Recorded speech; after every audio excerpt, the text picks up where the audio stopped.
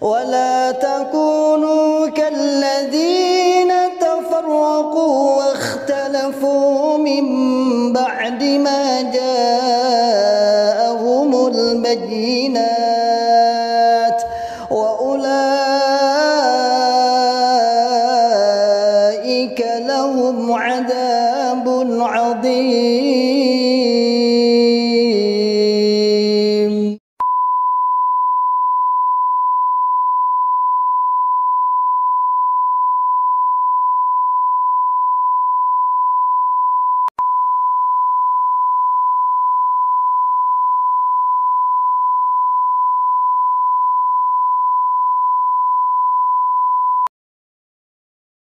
Jadi gini ya, waktu saya kuliah, SMA dan kuliah, itu saya satu kelompok dengan orang namanya Mbah Syarif.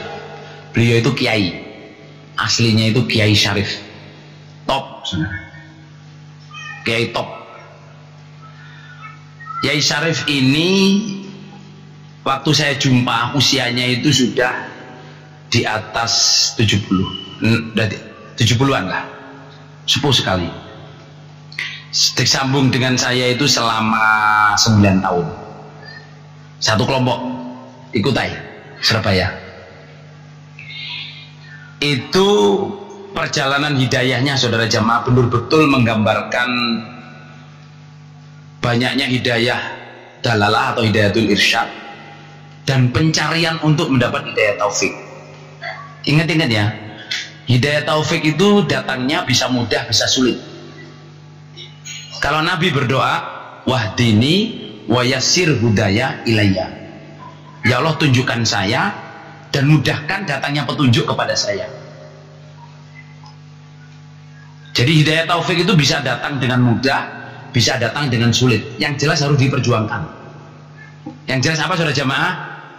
Harus diperjuangkan supaya kita dapat hidayah taufik. Ya doa, ya minta doa, ya beriman, banyak sedekah, nanti kita dapat hidayah taufik. Kiai Syarif ini beliau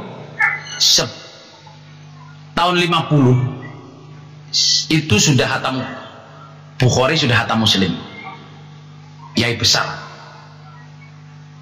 Lah pas tahun 50 itu beliau, ini cerita beliau pada saya sendiri ya, pas tahun 50 itu beliau mimpi bertemu dengan Nabi sampai 3 kali. Lah beliau sudah ngaji Bukhari Muslim, sudah ngaji Quran tafsir, ngaji Bukhari Muslim. Itu beliau saking pengennya ketemu kebenaran, kan gini loh, di Bukhari Muslim itu kan ada amir, ada beat, ada apa, ada amir, ada beat, ada macam-macam tentang keamiran itu, gimana jadi amir yang baik, gimana jadi. Tapi beliau belum pernah jumpa prakteknya di Indonesia. Nah, beliau pengen sekali ketemu kebenaran. Gimana sih kebenaran ini, di mana gitu. Tahun 50 Kiai Syarif itu mimpi bertemu dengan Nabi. Beliau cuma mau cerita yang ini. Saya ketemu Nabi itu, nak, saya dibilangin gini, Syarif, kalau kamu mau tahu kebenaran, carilah 5 hal yang diikat dengan serban. 5 hal yang diikat dengan serban.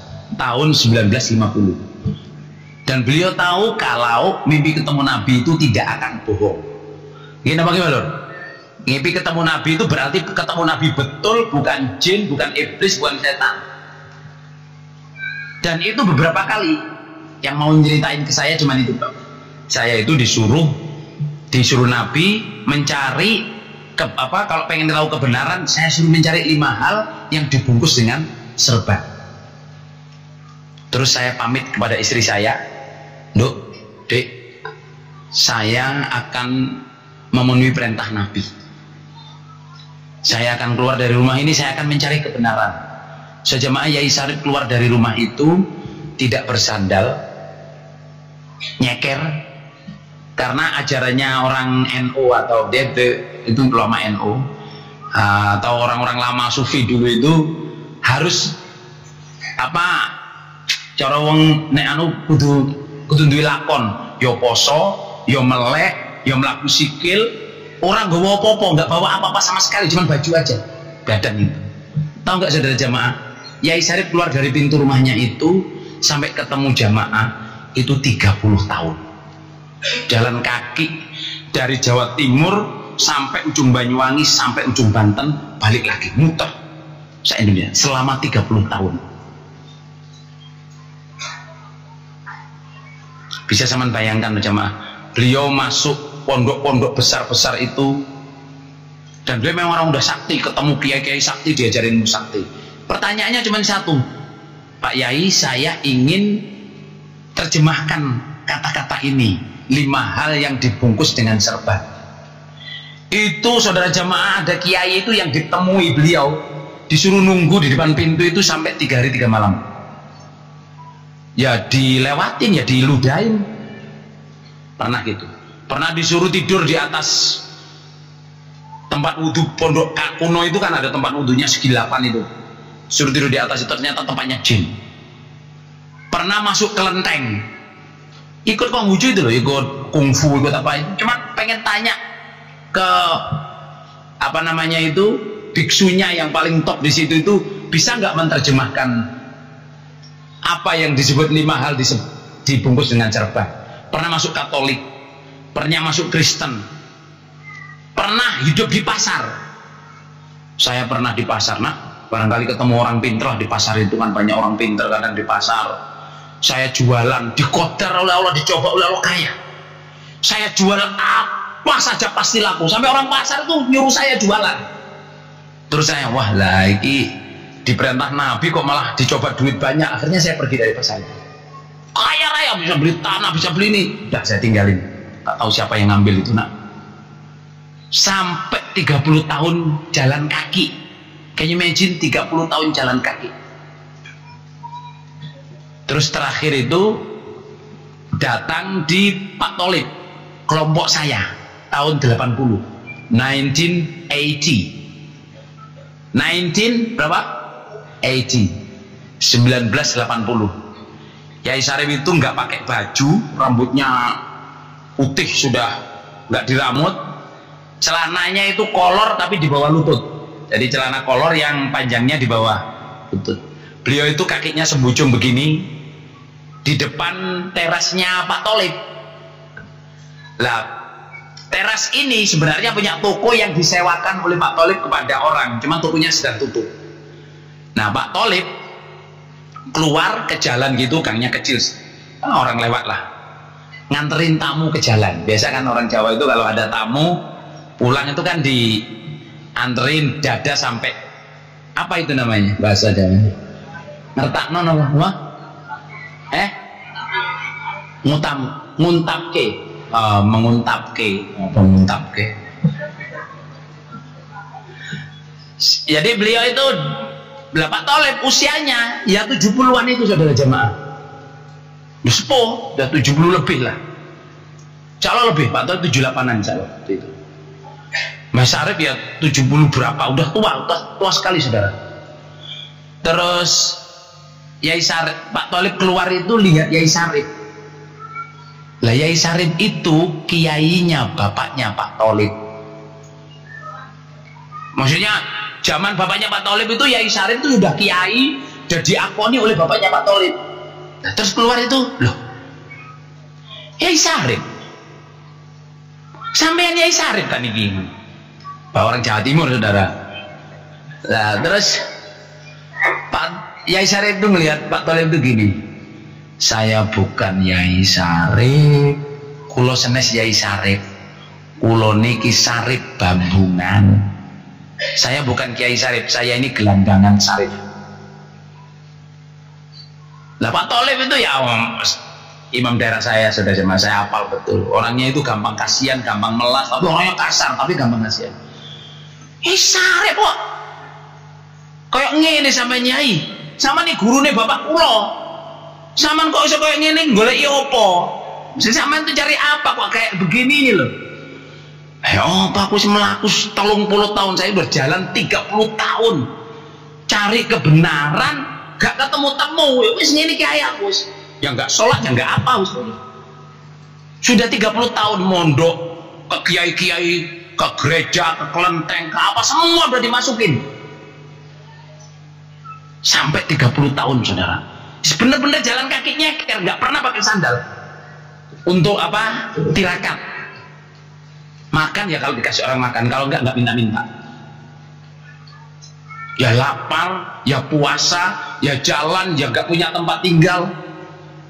Akhirnya sama Pak Tholib itu diseret. Sini, masuk ke rumah saya. Sama nek nyari kebenaran di rumah saya, kebenaran. Ya manut, masuk. Dibukakan Bukhari, Kitabul Fitan, Kitabul Ahkam, dibukakan Muslim, Kitabul Imarah, semua. Dibaca semua, komentarnya tahu nggak? Saya sudah hatam ini 30 tahun yang lalu. Tahun 50, sekarang tahun 80. Saya itu ingin cari kebenaran, bukan ini prakteknya. Terus ini yai, sampean tem mriki, nggih, sampean tem mriki. Sampean senengane nopo? Rokok? Ya, mau rokok. Kopi? Ya, kopi. Jadi beliau itu ngajinya di sebelah sana, sebelah kanan masjid. Bukan, sebelah kiri masjid. Karena di situ itu temboknya orang. Jadi beliau itu yang nggak mandi, yang nggak ganti baju, yang nggak pakai baju, duduknya di pintu gitu sambil rokokan gudang garam, kopi sama gudang garam yang kretek itu, yang nggak pakai filter. Saya ingat gudang garam merah itu. Dan Pak Tholib itu gunggungan, belinya nggak cepet gini, nggak, tapi sak slop ini tak tunggu nih, merokok rungok no. Jadi di situ ya sambil rokokan, beluknya masuk, saudara. Dengerin ngaji, tiap hari ngaji, terus beberapa bulan gitu, 3 bulan insya Allah. Beliau minta mandi. Pak Tholib, saya ingin mandi, saya boleh pinjam baju nggak? Wis sak lemari ku sampean PKB. Enggak, saya cuma satu aja, apa masalah. Insya Allah yang kenal Pak Tholib, saudara jamaah, apa ngerti apa yang saya omongin. Beliau itu orangnya masya Allah. Wis sak lemari sampean pek, wis sampean pilih, gak usah nyilih, sampean karep sampean ngono. Pinjem baju, sholat. Terus ditakoi, kenapa kamu sholat? Yai, kenapa sholat? Saya itu sudah dapat jawabnya, tapi tak pikir telung wulan. Mikirnya telung wulan, Rasulullah. Tapi ku wong pinter, mikirnya telung wulan. Gimana lor? Biasanya wong gak patek pinter mikirnya cepet.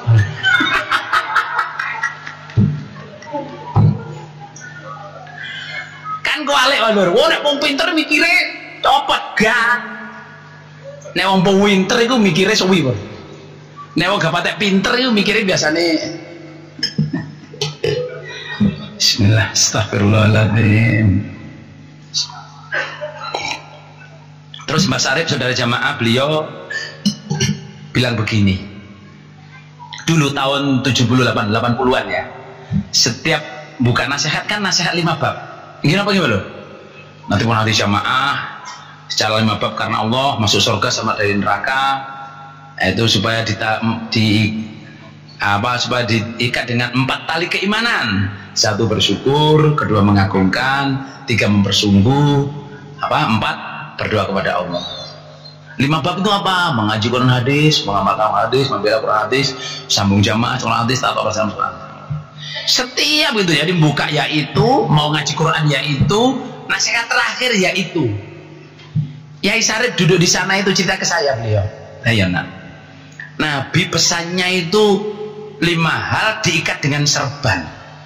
Lah kok di masjid kini 5 halnya bener.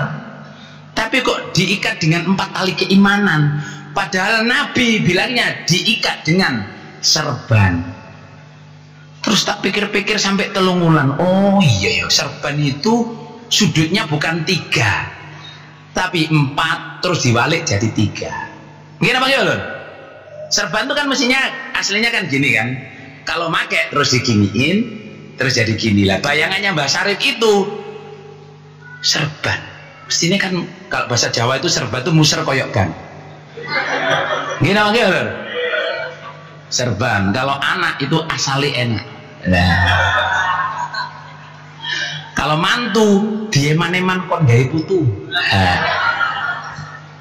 Wis gak tak terusno temen wae. Nek bocah iku asale abu terus pecah, mlane dipanggil bocah. Oh, bocah ndi?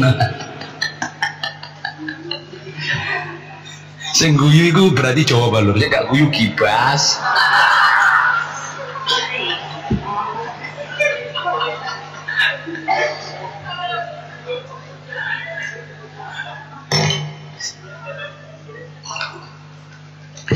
Saya perlu mikir 3 bulan untuk menjawab apa kata-kata Nabi. Nabi bilang diikat serban, tapi di masjid ini kok diikat dengan 4 tali keiman. Saya udah tahu sebenarnya serban itu sudutnya 4. Lama-lama saya tahu, tapi saya masih belum terima. Udahlah, saya mau ngaji dulu Akhirnya mau ikut ngaji. Tahu nggak saudara jemaah? Saya cerita ini 2007. Waktu Bapak Imam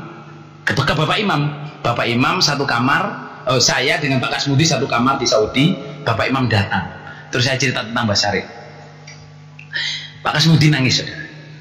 Saya ceritain Mbah Syarif itu waktu mau ngaji, guru-gurunya itu mau balik pelentis-pelentis, termasuk saya. Ngaji kita busolai dimaknai satu-satu karena harus mangkul. Pernah duduk dengan saya yang mangkulin namanya Khalil Nabla Mendalik, orangnya nggak ngaji, orang dari Cilacap. Jadi sekolahin jamaah, di ini jamaah, sampai sekarang tapi nggak ngaji. Khalil itu mangkul surat Zumar, salah. Mbah Syarif nulis salah, ditulis secara nahwu salah, ditulis di sebelah saya gini. Setelah selesai ngaji saya bilang, Yai, tadi itu salah maknanya Yai. Oh gitu ya, benarnya gimana? Seperti ini. Ya ditulis, nggak banyak ngomong, kan sampean tahu nahwunya. Nah, saya tidak pakai nahwu, saya mangkul. Kalau saya pakai nahwu berarti ro'i, benar pun tetap salah, apalagi salah. Kalau saya mangkul, benar saya dapat pahala, kalau salah saya diampuni Allah. Jadi saya nulis ini saya mengharapkan apa? Ampunan dari Allah. Saya nulis salah ini menurut nahwu saya ini, tapi saya tulis karena saya menghafal apa? Orang itu nomor 1 itu poinnya diampuni oleh Allah. Coba Pak Kasmudi nangis, sudah.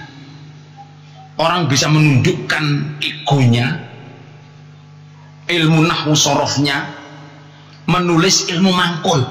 Salah, nggak enak di telinga, tapi ditulis. Tapi yang top lagi jawabannya beliau apa? Saya nulis ini loh nak, saya mengharap ampunan Allah.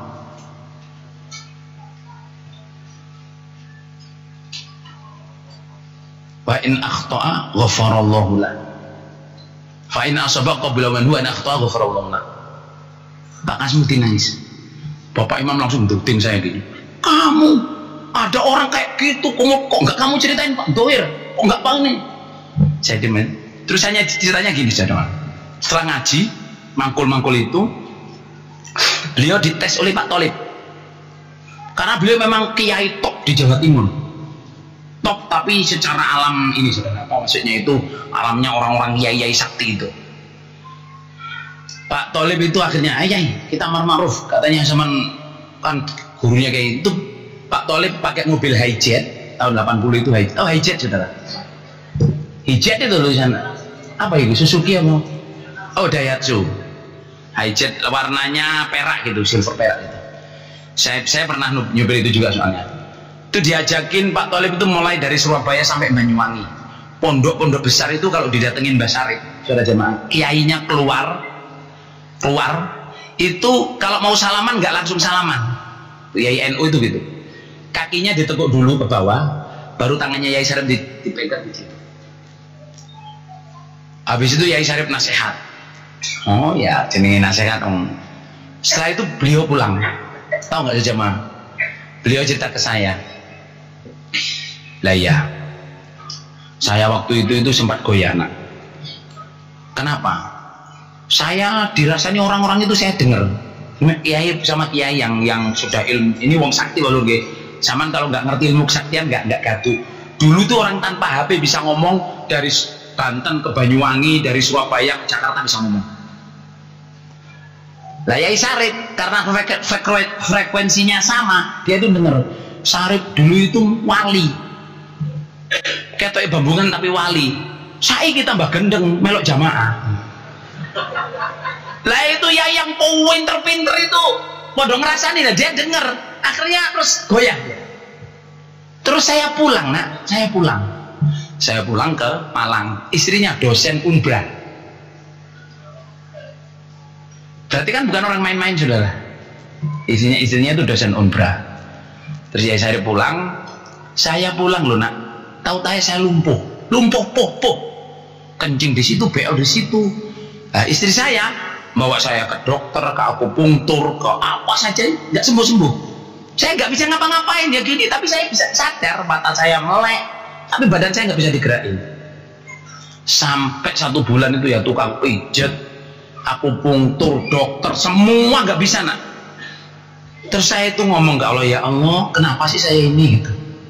Salah saya apa? Terus baru lewat hati kecil saya itu ngomong, ya Allah, kalau saya pulang ini ke rumah ini, saya lari dari kebenaran untuk dikasih tanda, saya lumpuh itu. Tapi saya lupa, hati saya ngomong gitu, saya lupa karena mulut saya nggak ngomong, cuma hati kecil itu.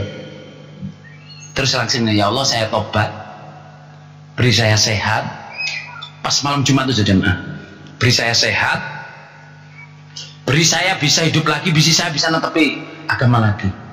Itu menjelang tengah malam itu, beliau itu tangannya bisa digerakin, cita saya, kakinya bisa digerakin, terus berangkang ke masjid, ke toilet di rumahnya, berangkang ke toilet, mandi junub, tangannya gini, terus ke toilet mandi junub. Setelah mandi junub selesai tuh, saya bisa berdiri, terus saya pegang-pegang tembok, saya jalan kaki, saya ganti baju, sholat subuh, habis subuh saya pamit istri, Duk, saya mau ke Surabaya, saya mau jumpa Haji Nur Hasan. Ibu istrinya nggak tahu siapa Haji Nur Hasan, siapa, tapi suaminya dibiarin. Suaminya aneh, saudara, banyak aneh walur gitu, malah aku 30 tahun nih terus. Nah itu kan umur bojone 20 tahun, oh wayu sama 20 tahun, sampai 50 tahun kan wis rodok wayu terus. Rodok wayu. Akhirnya pulang, pergi itu saja jemaah. Ke Pak Tholib itu langsung bilang gini, di Surabaya Kota itu, Pak Tholib, saya mau bayat, titik. Dari ngaji sama nulis bayat, udah tahun 50 saya udah ngaji. Nah, kurang lengkap kita bola dilah, pokoknya aku pengen bayat, titik. Ya Pak Tholib itu ya cerita ke saya, asli ini nomor aku nih, takut ngaji, gak di 12, aku saya repes gak dulu. Soalnya nggak punya uang sama sekali. Kalau mau ke Kertosono kan naik bis harus PC, saudara. Nah saya nggak punya uang, saya alasan ngaji dulu, nggak, pokoknya sekarang. Terus langsung lama-lama ngatakan ganti duit, alas gak udah duit apa ini melaku. Berdua orang tua sama-sama tua duit itu nyegat bemo, nyegat bis sampai itu, ya nggak ada orang narik, nggak ada kernet, uang nggak ada, diem aja. Ngomong kakek itu tayo apa, sampai masuk di Kertosono. Yang pernah tes di Kertosono dulu kan, Kertosono itu depan kantor itu kan ada apa namanya, pohon beringin yang bulat itu. Sekarang itu ditebang karena pakai kanopi. Ada pohon beringin itu, Pak Tholib monggo mlebu kantor, apa masuk di ruang tamu. Kita nunggu Bapak Imam keluar. Tahun 80 berarti Haji Nur Hasan masih hidup. Ngira begitu loh. Terus Yai Syarif, enggak, saya ingin ketemu Haji Nur Hasan, saya ingin beat, takut mati. Enggak, nanti dipanggilkan, saya mau ketemu sekarang. Gimana saudara? Akhirnya Pak Tholib masuk, wis benar Yai. Terus Yai Syarif itu gini, saudara, tangannya begini, di dekatnya pohon ringin itu, tangannya gini, seret, sakti Rasulullah. Berhenti di menara, lagi dites lagi, berhentinya di menara itu. Terus tanya sama PT itu, Mas, gimana caranya naik di menara itu? Terus, oh lewat sini mbah. Jadi naik yang dari selatan itu, terus naik, terus baru nyebrang, baru ke yang udah pernah di Kertosono lama itu ada, sekarang udah dirubah lagi. Nyebrang ke situ, terus Pak Tholib nyari Bapak Imam di menara itu nggak ada. Naik turun muter-muter nggak ada. Terus ada jembatan ke dapur itu, atas dapur itu. Yang pernah di Kertosono insya Allah tahu itu. Nyebrang, Bapak Imam Haji Nur Hasan tuh duduk bersila gini, nggak pakai baju. serbannya taruh di atas pahanya. Ini yang cerita Mbak Syarif. Kan abang nggak bicara kan? Nggak bicara. Salaman. Saya salamin assalamualaikum, waalaikumsalam. Dipegang ini ketawa. Bapak Imam langsung ketawa. Gimana gadis-gadis Katolik? Cantik-cantik ya. Saya malu sekali. Salaman tuh saya tutupi muka saya gini. Memang Mbak Syarif itu orangnya maluan juga. Malu sekali. Sopan, lembut, masya Allah. Tutupin mukanya gini loh. Kenapa ya kok begitu? Iya, dulu itu dalam perjalanan saya itu saya pernah jatuh cinta sama gadis Katolik. Hampir nikah. Tapi saya ingat, oh ini cobaan mencari kebenaran. Saya tinggalin. Tapi bekasnya masih ada. Cinta itu sudah jamaah nggak bisa hilang. Ya enggak. Ketawa. Pi gadis Katolik. Ayu. Terus habis itu terus bilang gini, tapi kamu nanti menangi berjumpa masjid tinggi besar di Gading Mangu. Saya juga nggak tahu Gading Mangu. Ya toh, masjidnya tinggi besar itu gimana? Maksudnya lah itu tahun 80. Lah, tanam pondasi di Gading Mangu untuk masjid luhur itu. Tapi Bapak memang belinya masjid tinggi besar. Tahu-tahu namanya Masjid Luhur Nur Hasan. Itu Yai Syarif sudah tahu karena diberitahu Bapak Imam. Dan Bapak Imam, Mbak Syarif itu bilang gini, saya juga tahu kalau Bapak Imam nggak menangi. Dia itu cerita ke saya akan meninggal dunia cepat. Kamu yang bilang gini, kamu yang jumpa Masjid Luhur itu, tapi saya nggak jumpa. Tapi nggak ngomong kan. Jadi beliau tuh ingin cerita ke saya bahwa saya jumpa Masjid Luhur dan beliau nggak ketemu. Tapi saya diem aja. Soalnya hadisnya nggak boleh ngomong apa yang akan terjadi. Tapi saya tahu kalau Bapak Imam ini nggak bakal lama. Memang betul, setelah Salaman itu 2 tahun meninggal dunia dan baru Masjid Luhur di pondasi. Karena Masjid Luhur itu ijtihadnya Haji Abdullah Almarhum pertama jadi imam. Setelah itu jamaah dibilangin, kamu yang menangi Masjid Luhur. Habis itu tangannya dilepas itu tulang saya ini kayak nggak ada. Jadi saya itu jatuh brek itu kayak cuman daging doang. Ya saya teyel-teyel gini, jadi udah kalah 21 sekarang 31. Saya lihat, saya mau gerakin tangan lo nggak bisa saya gini. Terus saya disentuh oleh Haji Nur Hasan, kok turu dong? Bangun beliau. Kamu kesini mau ngapain? Iya saya mau BA. 31 nak.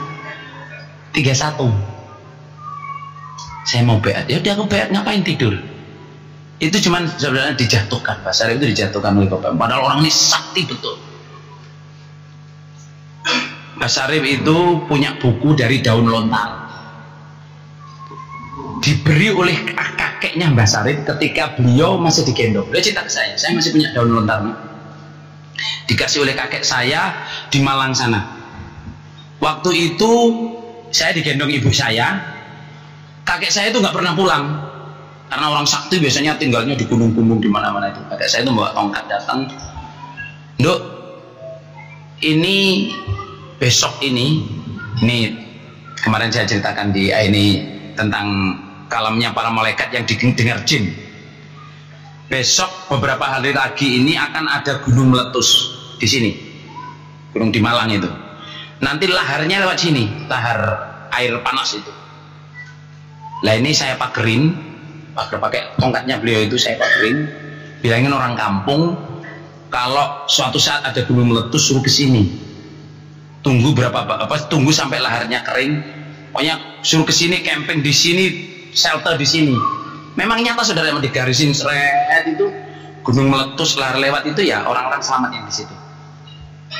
Lah waktu ketemu itu bilang gini, "Duk, ini nanti saya bacakan ke kamu kebacakan ke cucu saya Syarif ini.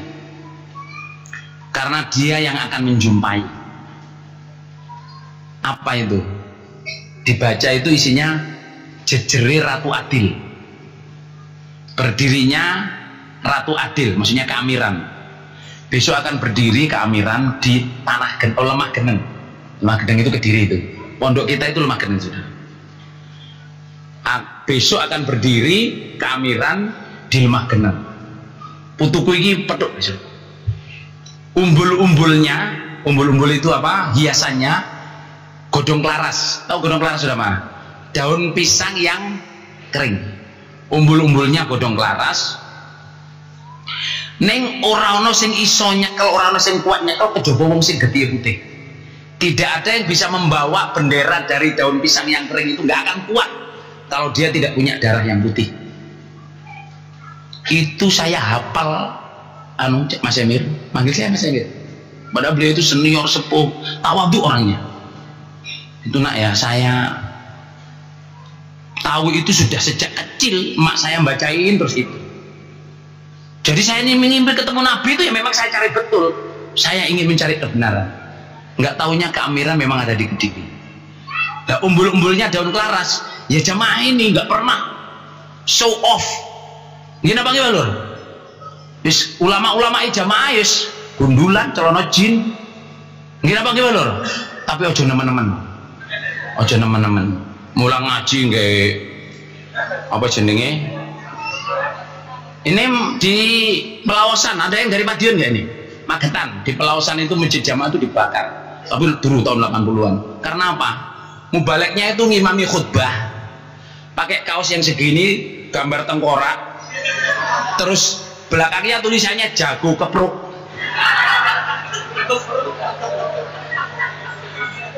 Ini serius kan, dulu kan gitu dulu. Terus sembarangan aja. Jadi ngimami khutbah gambarnya tengkorak enak selerengin ngono selereng. Belakangnya jago kepruk. Padahal awake kurung ya. Masjidnya dibakar. Maksudnya gini ya, jamaah ini tidak pernah pamer. Wong pinter-pinter gak pernah pamer. Cuman nggak akan ada yang bisa betah di jamaah kalau nggak darahnya putih. Maknanya apa Mbak? Setelah saya ngaji ini, nggak akan ada orang jamaah bisa tahan di jamaah kalau tidak murni hatinya. Kalau dia cuma mau bisnis jamaah, mau politiki jamaah, mau dapat duit di jamaah, pasti dia akan keluar. Yang bisa tahan di jamaah itu hanya orang yang ingin cari surga. Nak. Jos lho. Nggih napa nggih lho? Nenek wong pengen dadi imam, pengen caleg, pengen kursi, kono kursi nang jopo akeh lho dia. Pengen apa saja jamaah nggak bakal bisa tahan di jamaah. Tapi kalau niatnya ingin cari surga, dia akan tahan di jamaah. Karena apa? Di jamaah ini nggak pernah pamer. Yang powinter suruh duduk di bawah, yang gak patah iso suruh nasihat, suruh ngaji, biasa. Kira apa gimana?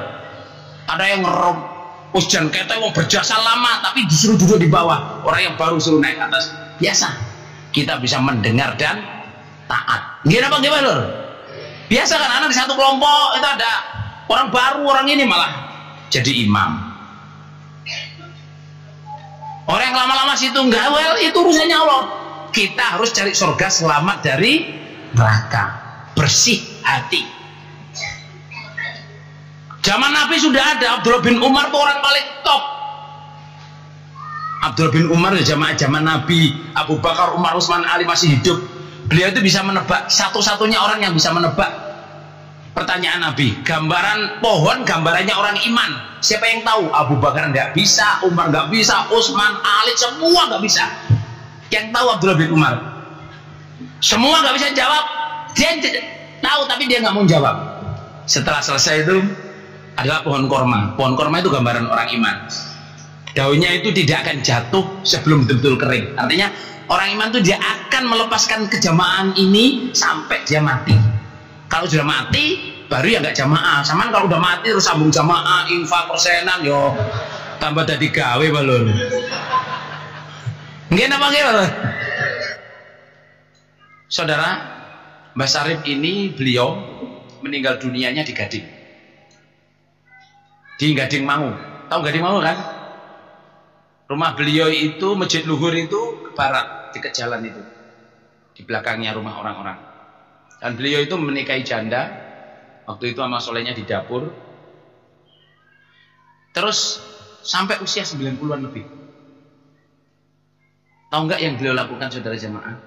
Saya selalu ketemu beliau kalau saya pulang ke Gading itu. Beliau itu saking tuanya, saudara, itu kalau ke masjid itu jalan berpegang pagar itu. Kalau ada yang dorong, kadang didorong. Kalau nggak ada, pernah jamaah jalan itu tangannya dikasih sandal berangkat ke masjid.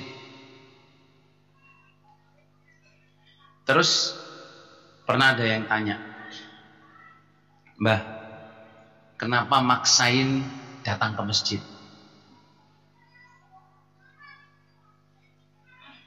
Kenapa maksain datang ke masjid, kan sudah sepuh, sudah kayak gitu.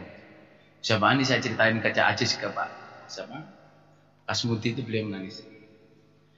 Beliau jawab gini, nak, saya mendapat hidayah ini sulit, nak. Saya jalan kaki 30 tahun. Terus Allah memberi hidayah kepada saya. Saya sekarang jadi jamaah. Ada masjid jamaah, saya dengar azannya. Ada masjid jamaah, saya mendengar apa? Azannya. Saya nak akan mendatangi panggilan Allah untuk sholat. Meskipun merangkak, meskipun di jalan saya harus mati, tetap akan saya lakukan.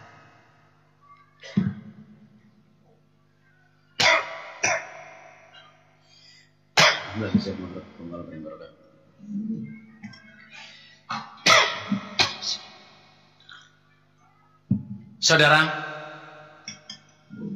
begitu susahnya Mbah Syarif ini untuk dapat hidayah, saudara jamaah.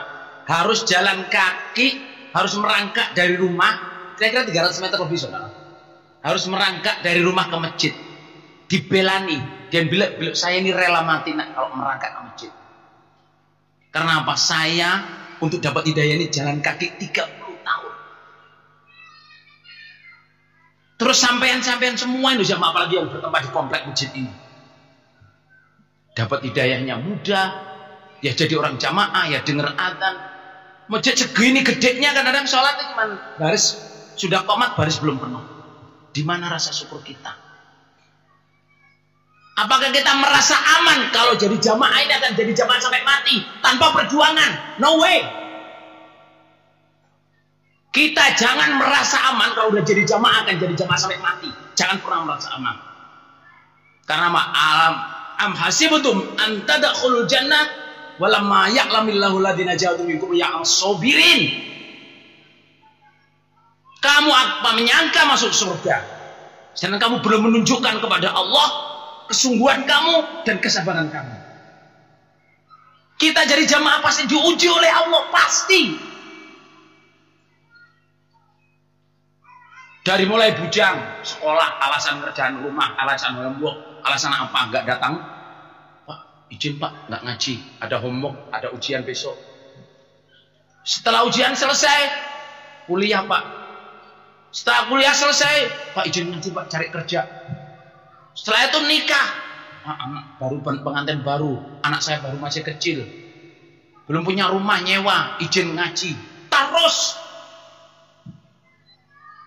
akhirnya apa? Falamma za'u azaghallahu qulubahum la yahdil qawmal fasiqin. Orang fasik, melanggar, dengar adzan nggak datang di masjid, dengar adzan tidak sholat di masjid, sholat di rumah. Diterima sholatnya apa enggak? Enggak diterima.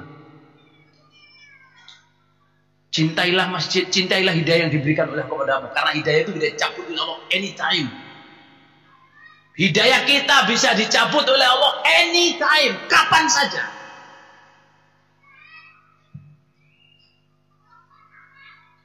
Syukur, tampakkan syukur kita kepada Allah. Kita dapat hidayah jadi jamaah. Jangan jamaah makin besar, makin banyak fasilitas, makin banyak lahannya.